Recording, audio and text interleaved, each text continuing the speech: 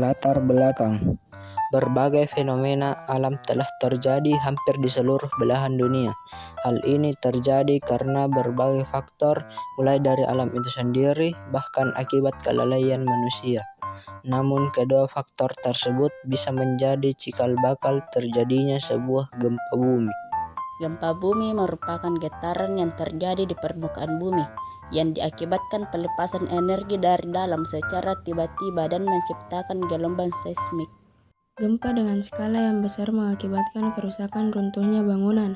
Kejadian bencana tanah longsor dan tsunami pun bisa terjadi setelah gempa bumi. Penyebab gempa bumi. 1. Akibat aktivitas tektonik, yaitu pergeseran lempeng bumi. 2.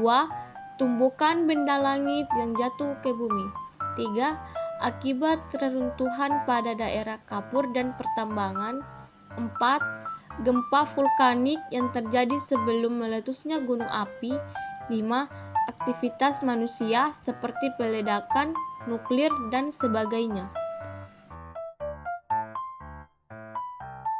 Sesuai dengan penyebabnya, gempa bumi dibedakan menjadi dua jenis, yaitu gempa bumi tektonik yang terjadi karena aktivitas pergerakan lempeng bumi dan gempa vulkanik yang terjadi karena aktivitas vulkanologi gunung berapi.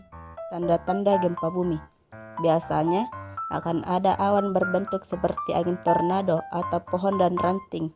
Hal itu adalah awan gempa yang muncul sebelum gempa terjadi. Awan tersebut muncul karena adanya gelombang elektromagnetik berkekuatan hebat dari dasar bumi.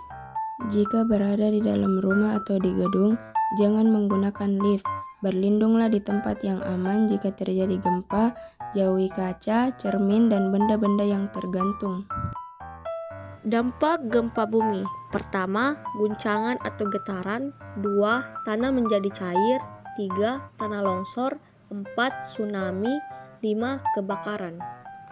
Kesimpulan, gempa bumi dapat terjadi karena berbagai faktor, mulai dari aktivitas alamiah hingga perbuatan manusia.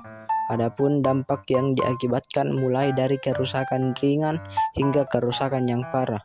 Untuk itu kita semua harus selalu hati-hati dimanapun dan kapanpun.